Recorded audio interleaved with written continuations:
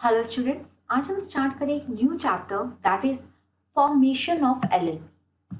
LLP कैसे form होती है? बेसिकली कंसेप्ट वही चलेगा जिस तरह से अभी हम फॉर्मेशंस ऑफ अ कंपनी समझिए थे। पब्लिक कंपनी क्या होती है, प्राइवेट कंपनी क्या होती है, उसी तरह से लिमिटेड लायबिलिटी पार्टनरशिप को आपको कैसे फॉर्म करना है। इसके अंदर भी एक सिंपल है, हमें पार्टनरशिप को माइंड में लेके चलना है। ठीक है, तो स्टार्ट करते हैं हमारे सब स्टडी ऑब्जेक्टिव से क्या क्या रहेंगे। कंसेप्ट ऑफ एलएलपी, एलएलपी का कंसेप्ट क्या है, एलएलपी का अग्रीमेंट कैसे बनता है, क्या हम एग्रीमेंट को ऑल्टर कर सकते हैं? ऑब्वियसली बात है यस। एनुअल कंप्लायंसेस क्या होंगे जो रिक्वायर्ड है फॉर एलएलपी, क्या हमारे इवेंट बेस्ड कंप्लायंसेस है फॉर एलएलपी, और एलएलपी अग्रीमेंट ड्राफ्ट कैसे होता है। पहला आता है आपका कंसेप्ट ऑफ एलएलपी। उसके अंदर हम पढ़ेंगे about the definition of LLP, characteristics, advantage, disadvantage और स्टेप्स क्या है for the registration to LLP. पहला पॉइंट उठाते हैं that is the definition. LLP एक तरीके का एक कॉर्पोरेट बिजनेस होता है जिसमें जैसे अभी पार्टनरशिप में ओनली पार्टनरशिप चलती है, एलएलपी में हर एक पर्सन आ सकता है। For example CA, CA, CWA partner, मतलब कोई भी आ सकते हैं, अलग अलग फील्ड के पर्सन आ सकते हैं और एक पार्टनरशिप फॉर्म कर सकते हैं जिसको हम बोलते हैं लिमिटेड लायबिलिटी पार्टनरशिप। एलएलपी क्या है? एक तरीके का कॉर्पोरेट बिजनेस व्हीकल है जो अनेबल करता है अलग अलग तरीके के क्या प्रोफेशनल एक्सपर्टाइज या एंटरप्रेन्योर जो कंबाइन होके एक साथ मिलके एक फ्लेक्सिबिलिटी लाकर इनोवेटिव पॉइंट, क्योंकि अब आप देखिए कोई लॉ में परफेक्ट है, कोई टैक्सेशन में परफेक्ट है, कोई कॉस्टिंग में परफेक्ट है, तीनों आ गए एक साथ तो वो क्या हो गया, एक प्रॉपर नया एक परफेक्शन क्राइटेरिया बन गया। वहां पे उसको जब वो तीनों अलग अलग फील्ड के लोग मिल गए, एडवोकेट भी आ गए इसमें, ठीक है, चारों फील्ड के लोग मिल गए, तब क्या हो गया, ये इसका जो फॉर्मेशन होता है उसको हम कहते हैं LLP, innovative and efficient manner, ताकि वो प्रोवाइड कर सके हर एक तरीके के काम को of limited liability which allowing the members the flexibility for organizing their internal structure as a partnership। और जब वो सब एक साथ मिल जाते हैं तो वो पार्टनरशिप में आ जाते हैं, तो पार्टनरशिप ये हो गया। लिमिटेड लायबिलिटी, सबकी अपनी अपनी अपनी लायबिलिटी, लेकिन सब मिलके पार्टनरशिप बन गई, that is the LLP. Limited liability partnership act 2008, इसको हम बोलते हैं LLP act, does not provide an exhaustive definition, कोई ऐसा डेफिनेशन नहीं है, बट हम एलएलपी को यही टर्म्स में समझते हैं। Section 2 clause N of the act states that LLP limited liability partnership means partnership जो प्रॉपर्ली बनती है और रजिस्टर की जाती है इस एक्ट में। ठीक है, नेक्स्ट कैरेक्टरिस्टिक्स क्या होंगे एलएलपी के। एलएलपी क्या रहेगी, एक बॉडी कॉर्पोरेट बन रहा है, अपनी उसकी सेपरेट एंटिटी रहेगी और परपेचुअल सक्सेशन भी रहेगा। पॉइंट से हम समझते जा रहे हैं। नेक्स्ट पॉइंट जिसमें आता है दैट इज एलएलपी जो भी बनती है इंडिया में वो प्रॉपरली गवर्न होती है बाय एलएलपी एक्ट 2008, लेकिन इसके ऊपर कभी भी आपके इंडियन पार्टनरशिप एक्ट 1932 के प्रोविजंस नहीं लगेंगे। रीजन यही है क्योंकि एलएलपी जब बनती है उसको रजिस्टर होना कंपलसरी है। पार्टनरशिप क्या होती है, कभी रजिस्टर होती भी नहीं भी होती। ठीक है, नेक्स्ट आपका आता है every limited liability partnership shall use the word LLP, उसके नाम के लास्ट में उनको एलएलपी वर्ड अफिक्स करना पड़ेगा। ठीक है, next LLP is a result of an agreement between the partners and the mutual right and duties of partners of an LLP, जो उनके एज पर द अग्रीमेंट क्या होगा डिसाइड किया जाएगा, और जो अग्रीमेंट बनता है as per the provisions of LLP act 2008 बनता है। एलएलपी वापस से मैं वही बात करूंगी, सेपरेट लीगल एंटिटी है, लाइबल है all of its assets and liability. Partnership अपने अपने कॉन्ट्रीब्यूशन के अकॉर्डिंग पार्टनर्स की लाइबिलिटी बनती है। कोई भी partner, no partner will be individually liable for any wrongful act of other partner. Individually कोई लाइबल नहीं होगा, सब म्यूचुअली लाइबल होंगे। If the LLP was form for the purpose of defrauding creditors और for any fraudulent purpose, then the liability of partners who had the knowledge will be unlimited. मतलब अगर LLP ही इसीलिए form की गई है, जानबूझ के बिल्कुल इंटेंशनली फॉर्म करी गई है कि हम किसी ना किसी क्रेडिटर के साथ फ्रॉड करने जा रहे हैं, तो जो पार्टनर इसके अंदर सबसे ज्यादा इन्वॉल्व रहेगा दैट इज उसकी लायबिलिटी, और जिसके नॉलेज में सब कुछ रहेगा उसकी लायबिलिटी हमेशा अनलिमिटेड मानी जाएगी. There must be at least 2 designated partner in every LLP, जिसमें से एक रेजिडेंट होना चाहिए इंडिया का. LLP shall maintain annual accounts to show its true state of affairs. It must prepare a statement of account and solvency every year and file with the registrar. Properly आपको annual accounts बना के रखने अपने LLP के साथ statement of accounts भी बनेगी, और आपको अपनी सॉल्वेंसी रिपोर्ट भी हर साल की बना के रजिस्ट्रार को सबमिट करनी पड़ेगी. सेंट्रल गवर्नमेंट कभी भी चाहे तो वो इन्वेस्टिगेट करवा सकती है LLP को, कोई भी अपना कॉम्पिटेंट इंस्पेक्टर अपॉइंट करके. जो भी फर्म है, अ फर्म या प्राइवेट कंपनी या कोई भी अनलिस्टेड पब्लिक कंपनी, जिनके पास ऑप्शन है to convert itself into LLP as per the provisions of the act, तो उनको रजिस्ट्रार के से एक इशू सर्टिफिकेट करवाना पड़ेगा इसके इफेक्ट में. After issuance of a certificate of registration, जब आपके पास सर्टिफिकेट ऑफ रजिस्ट्रेशन आ जाता है तो जितनी भी प्रॉपर्टी है उस फर्म की और द कंपनी, वो क्या मानी जाएगी, प्रॉपरली उसको ट्रांसफर कर दिया जाएगा किसमें, LLP में, और उस पर्टिकुलर फर्म और कंपनी को डिसॉल्व कर दिया जाएगा. The name of the firm और company is then removed from the registrar of firm या registrar of companies as the case may be. जब वो डिसॉल्व हो गई तो हम उसका नाम हटा देंगे. लाइक द कंपनी LLP भी वाउंड अप हो सकती है, चाहे वॉलंटरी या ट्रिब्यूनल. ठीक है. और LLP एक्ट पे बेसिकली सेंट्रल गवर्नमेंट जो भी चाहे प्रोविजंस लगवा सकती है जब उनको ठीक लगता है, जैसे वो कंपनीज पे भी लगवा देती है. ठीक है. नेक्स्ट, एडवांटेजेस क्या है LLP के. सबसे पहला पढ़ते हैं, इजी टू फॉर्म करने के लिए आपको क्या चाहिए, अलग अलग पर्सन चाहिए, एक्सपर्टीजी, अलग अलग एक्सपर्टाइज है, ले आओ बना लो. लायबिलिटी आपको पता ही है, सबकी अपने कंट्रीब्यूशन के अकॉर्डिंग रहेगी. परपेचुअल सक्सेशन बिल्कुल कंपनी की तरह इसमें भी रहेगा. ऑब्वियसली बात है, ये अपने आप में एक मैनेजमेंट है कंपनी की, क्योंकि जब आप एक तरीके की part type of a company form कर रहे हो, अलग अलग एक्सपर्टाइज से LLP आप फॉर्म कर रहे हो, that is the management of the company. Next, transferability of ownership, कोई अगर हट रहा है तो किसी और को वो अपनी ओनरशिप दे सकता है. टैक्सेशन बिल्कुल जरूरी है. LLP में आपका ऑडिट करवाना जरूरी नहीं है, no compulsory audit is required. Fewer compliances required, कुछ कुछ ऐसे कंप्लायंसेस जिनको आपको फॉलोअप करना ही करना है. एग्रीमेंट फ्लेक्सिबल है, कोई प्रॉब्लम नहीं आती, आप जैसे चाहो चेंजेस ला सकते हो. एंड नेक्स्ट है आपका इजी टू वाइंड अप. जैसे फॉर्म इजीली हो जाती है उसी तरह इजी टू वाइंड अप भी हो जाती है. नेक्स्ट आता है, हम इसके पढ़ते हैं डिसएडवांटेजेस. डिसएडवांटेजेस क्या है. सबसे पहला, rights of partner. Her partner के उसके कंट्रीब्यूशन के अकॉर्डिंग राइट्स होंगे. उसके बाद public disclosure of LLP information, आपको पब्लिकली बताना पड़ेगा अपने LLP की, प्रॉपरली इंफॉर्मेशन आपको देनी पड़ेगी. Next, limitation in formation of LLP. Her LLP को फॉर्म करने के लिए अलग अलग पॉइंट्स को देखना पड़ेगा जो कंपलसरी है. ऑफेंसेस एंड पेनल्टीज, अगर कहीं पे भी कोई फ्रॉड या गलती करते हो बिल्कुल सब लगेगा आप पे. Exit option are not easy for LLP in default of filings. Basically ये डिसएडवांटेज तो सबके लिए है. अगर कोई भी कंपनी LLP या कोई भी OPC सोसाइटी जिनकी भी जो फाइलिंग में डिफॉल्ट में, मतलब उन्होंने अभी रिटर्न फाइल नहीं करी, रिपोर्ट्स फाइल नहीं करी, उसमें वो कॉन्टिन्यूसली डिफॉल्ट में चल रहे हैं, तो उनको क्लोजिंग करने का इतना इजी टाइम नहीं मिला जाता. ठीक है, उनको बहुत डिफिकल्टी होती है उसको क्लोज करने में. नेक्स्ट पॉइंट आपका आता है इसमें, limitation in external commercial bond. ECB में आपका LLP को लिमिटेशन दी है. नेक्स्ट आता है आपका restrict access to capital market. Capital market में भी आप इजीली एक्सेस नहीं कर सकते हो, थोड़ी सी इसमें रिस्ट्रिक्शंस रहती है LLPs में. नेक्स्ट आपका पॉइंट आता है that is the procedure for registration to LLP. अब इसका समझते हैं कि प्रोसीजर क्या रहेगा रजिस्ट्रेशन का।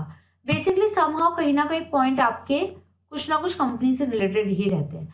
सबसे पहले आप स्टार्ट करना चाह रहे हो तो सबसे पहले आपको नेम ही लेना पड़ेगा, ठीक है, कंपनी का। साथ साथ आपको ऑब्टेन करना पड़ेगा डेजिग्नेटेड पार्टनर आइडेंटिफिकेशन नंबर, जिसको हम बोलते हैं DPIN, एंड साथ साथ आपको DSC भी ऑब्टेन करना पड़ेगा। उसके बाद आप फाइल एंड कंप्लीशन करोगे इन फॉर्म 1, और फिर वो फॉर्म 1 को आप रजिस्ट्रार के पास क्या करोगे, फाइल करोगे।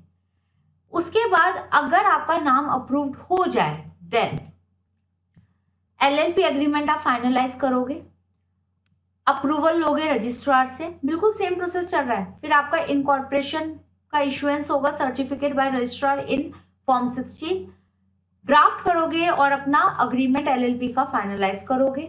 उसके बाद अग्रीमेंट को आप फाइल करोगे किसके पास, in the form 3 within 30 days from the date of incorporation, registrar के पास ही जाएगा। नेक्स्ट एंड है, फिर आप इनकॉर्पोरेशन डॉक्यूमेंट बना सकते हो और फिर वो फाइल कर दोगे आप किसके साथ, इन form 2 with registrar, that is ROC। बहुत छोटा सा प्रोसेस है। अब इसी को पढ़ लेते हैं एक बार और। ऑब्टेन आप क्या लोगे, डिन नंबर चाहिएगा, DSC की बात आ गई तो। हर एक एप्लीकेंट को अगर जो भी डेजिग्नेटेड पार्टनर बनता है LLP में, उनको डिन जरूरी है। डिन के लिए वो अप्लाई कर सकता है MCA की साइट पे।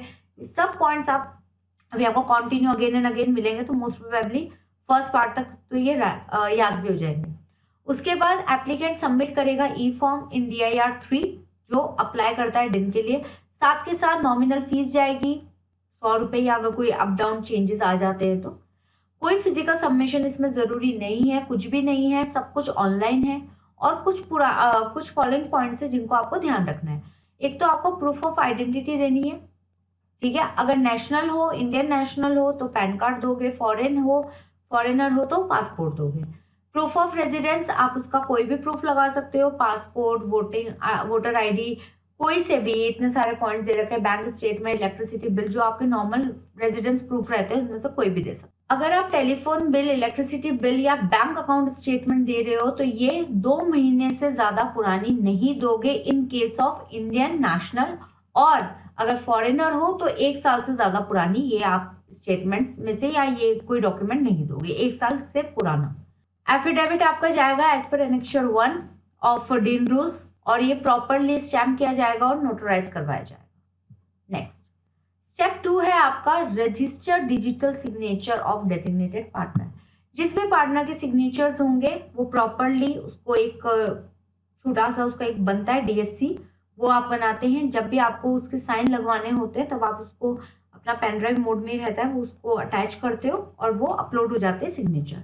तो हर एक एप्लीकेंट जिसके भी सिग्नेचर हैं वो प्रॉपरली DSC होने चाहिए, ऑथोराइज सर्टिफाइड एजेंसी से आपको करवाने पड़ेंगे क्लास 2 के, और ये आपका DSC has to be register on the MCA website. Next file form 1 for name availability. बिल्कुल आपको नाम की अवेलेबिलिटी के लिए फॉर्म 1 ही फाइल करना है। Once 2 DINs are available, 2 DIN number available हैं, तब एप्लीकेशन आप दे सकते हो for the reservation of name, ठीक है। ये MCA की साइट पे जाएगी। Rule 18 of the limited liability partnership rules 2009 ये कहता है कि कुछ फॉलोइंग पॉइंट्स हैं, जब भी आप अपने नेम के लिए अप्लाई कर रहे हो इन LLP तो आपको फॉलोइंग प्रोसीजर को एक बार चेक करना रहेगा। पहला है आपका नेम शुड बी ओरिजिनल, किसी और कंपनी का कॉपी नहीं होना चाहिए, यूनिक होना चाहिए और इजी टू रिमेंबर होना चाहिए। नेम शुड नॉट कंटेन, कोई सेंसिटिव वर्ड कंटेन नहीं करेगा जैसे ट्रिब्यूनल, ब्रिटिश इंडियन, ऐसा कोई। An LLP based company must end its name with either partnership और LLP, ठीक है। The name should not be offensive in any manner, नाम बिल्कुल भी ऑफेंसिव नहीं होना चाहिए। Use of word like national, central, republic, federal, union ये सब प्रोहिबिटेड है जब तक आपके पास सेंट्रल गवर्नमेंट की परमिशन ना हो तब तक।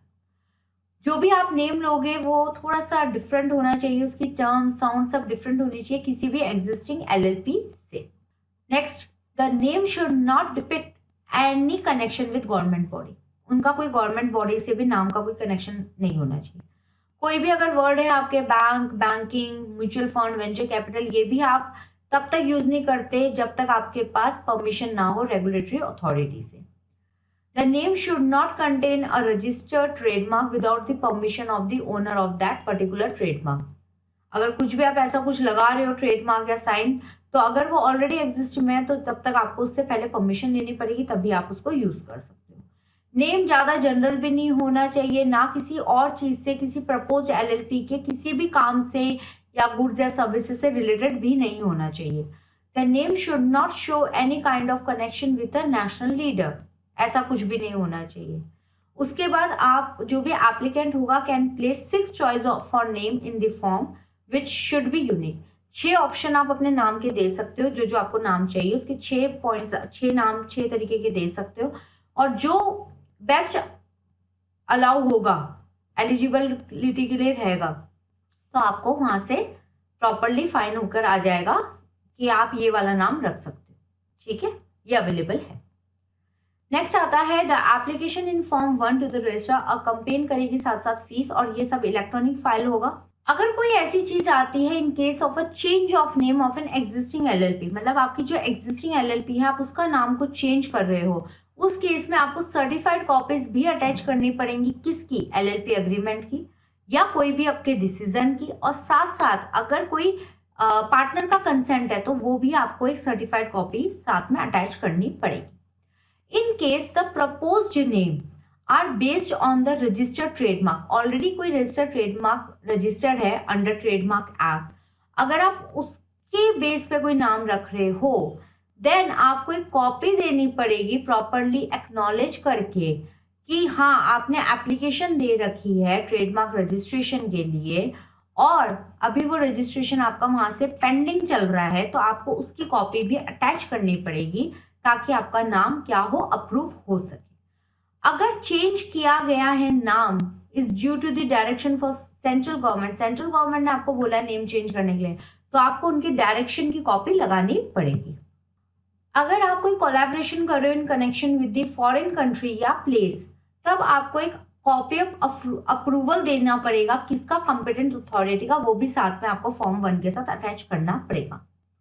एनओसी फ्रॉम एग्जिस्टिंग कंपनी और एलएलपी, तब आपको बोर्ड रिजोल्यूशन लगाना पड़ेगा, और कोई ऑब्जेक्शन नहीं है एग्जिस्टिंग एलएलपी को, उसका भी आपको कंसेंट लगाना पड़ेगा, उसका प्रूफ भी लगाना पड़ेगा। In case the proposed name contain such words और expression for which approval of CG is required, तब आपको जो अप्रूवल आया होगा सीजी से उसकी भी कॉपी आपको अटैच करनी पड़ेगी। फोर्थ स्टेप आता है आपका filing of form 2 for incorporation and subscription document. जब आपको नेम अप्रूवल लेटर आरओसी से क्या हो जाए, मिल जाए as per section 11 of the LLP act 2008, तब आप इनकॉर्पोरेशन के डॉक्यूमेंट फाइल कर सकते हो in form 2 with the registrar, जो आपकी ओवर स्टेट के जुरिडिक्शन में आता है, in which the registered office of the LLP is to be situated, और साथ साथ आपको फीस भी देनी है कब? Within 60 days from the date of approval of the name. जिस दिन आपके पास अप्रूवल आया है डेट, उस डेट से नेम अप्रूवल आया है, उस दिन से लेकर 60 दिन के अंदर अंदर आपको फॉर्म 2 सबमिट करना है।